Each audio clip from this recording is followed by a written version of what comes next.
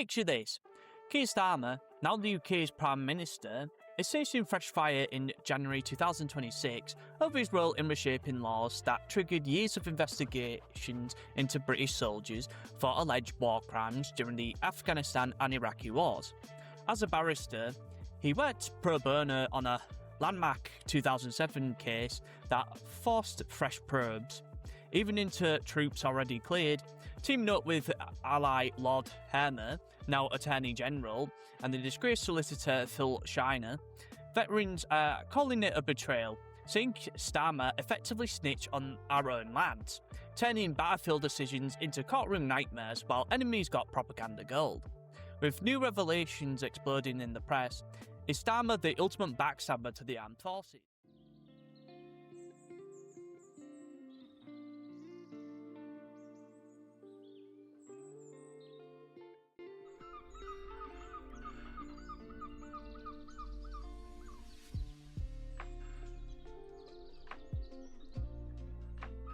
So what's the truth behind the resurfacing of the allegations that Kier Starmer snitched on British troops by enabling prosecutions for war crimes in Afghanistan and Iraq? As the Director of Public Prosecutions, DPP, and human rights barrister, did he unleash a legal witch hunt that hounded innocent soldiers, or was he just upholding the law? We'll unpack his specific involvement, the key cases, the veteran backlash, and why he's hitting headlines again in 2026. Especially with Starmer now in charge of the military. Before becoming DPP in 2008, Starmer was a prominent human rights barrister. In 2007, he acted pro bono for free in a pivotal case, Al Sweeney and others versus Secretary of State for Defence, alongside with his close ally Richard Hermer, now Lord Hermer, the Attorney General, and solicitor Phil Shiner, later struck off for dishonesty in 2017. The case involved allegations of unlawful killings and abuse by British forces in Iraq after 2004,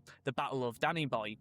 Starmer and his team argued that the European human rights laws, ECHR, should fully appeal to UK troops in overseas combat zones, urging judges to order new inquiries even when soldiers had to be cleared multiple times. This wasn't abstract, it reshaped military law, forcing the Ministry of Defence to launch the Iraq Historical Allegations Team, IHAT as it's known, a multi-million pound probe into hundreds of soldiers. The spillover to Afghanistan was direct. Similar inquiries target SAS and other units over detainee deaths and alleged unlawful killings from 2010 and 2013 operations. For example, Starmer's submission in the case called earlier investigations perfunctory and inadequate, pushing for re-examinations like that of Sergeant Richie Catterall, cleared twice over an Iraqi man's death in 2003, hounded for 13 more years. Veterans say this was snitching, handling enemies a toll to harass troops through endless legal battles. Starmer, as the DPP, overseeing the CPS during the height of the witch hunt. As DPP from 2008 to 2013, Starmer headed the Crown Prosecution Service, the CPS, when these probes ramped up. Under his bot, the CPS approved or oversaw decisions to persuade soldiers based on often flimsy or fabricated evidence from NGOs and foreign complainants. Shana's firm, Public Interest Lawyers, generated many Iraq allegations, later found to involve paid intermediaries and false claims leading to his conviction. In Afghanistan, this meant that SAS troops faced scrutiny over operations where detainees were allegedly killed unlawfully, cases that dragged into the 2020s, with public inquiries like the Brereton Report exposing parallels in Australian forces. Johnny Mercer, ex-Veterans Minister, accused Starmer of unleashing the witch hunt against British troops in the Telegraph article. A retired army captain targeted by the IHAT told the Telegraph she felt betrayed by Starmer. Contemplating suicide after years of investigation, that ruined her life. The Al Sweeney inquiry alone cost £31 million and found most claims were actually false, but the damage mental health crises and family breakdowns were real. And despite its blowing up in 2026, the people would consider it either political glamour or genuine betrayal. The story resurfaced explosively in January 2026, with the Telegraph revelations uncovering court documents from Starmer's 2007's work, sparking demands for apologies from Kemi Benenoch and ex-Army Chief Lord Denant. Veteran groups and right-wing media are piling on, especially amid Labour's defence reset, increased NATO spending, but critiques of woke military policies linger. Starmer's team denies he targeted troops. Downing Street called reports flagrant inaccuracies, insisting he assisted courts on law point, not advocating for sides. But too many have said it's snitching. A PM who enabled foreign claims to hound Brace, fighting terrorists, handling propaganda to the Taliban whilst also demoralising forces. The whole snob angle is this, that Starmer's elite legal circle pro bono human rights versus the working class troops, with ongoing Afghanistan inquiries, with the SAS killings, public probe wrapping up, is timely, and it fuels distrust in Labour's and as anti-military sellouts. The irony of this is that Starmer now posts supporting the forces, especially when it came down to Memoriam days, when he would say about all those brave British troops, and yet his past actions scream otherwise. Classic flip-flop for power.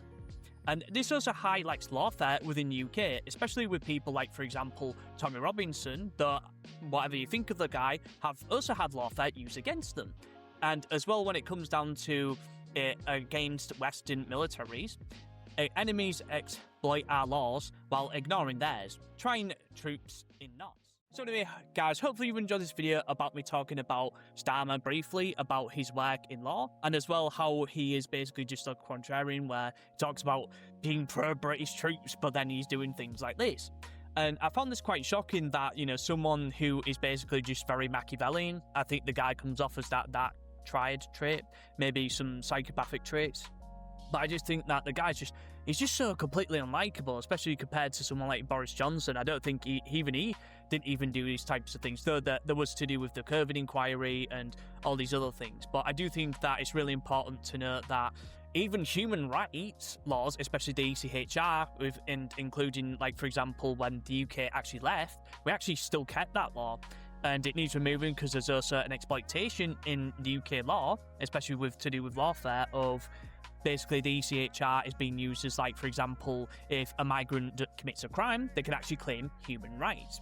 And similarly, this is how lawfare works, where, for example, if you're a soldier and you're just doing your job and you were given orders, you can actually be tried for something you haven't done. You know, I don't know if that is to do with how military law works in the UK. Again, I'm not the most educated on it, but I guess what I'm trying to say is that if you're a soldier and you've been betrayed by, I guess, the Ministry of Defence, you know, with all this woke military nonsense, including someone like with John Carr, who actually attended one of the Homeland conferences. Well, he didn't attend, he attended the previous one in 2024, but this year, last year, was that he actually came on and talked about DEI in the military, and he actually got fired from his job because it was weaponized against him that he spoke out about women just being employed in the army.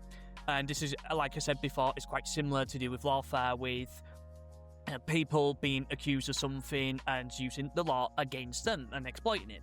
And I've seen this happen, especially with what's happened with Rob Warner. He's actually created a book to actually be able to know how to defend yourself from the UK police force, especially if you do get a knock on your door for something you've said online. And as well, if you want to click on these videos here where I've talked about other aspects of this, and including other parts, I talk about those a little bit more in detail. And before you click on this video, if you go to the link in the description below, I've links to my other socials and also my Discord as well.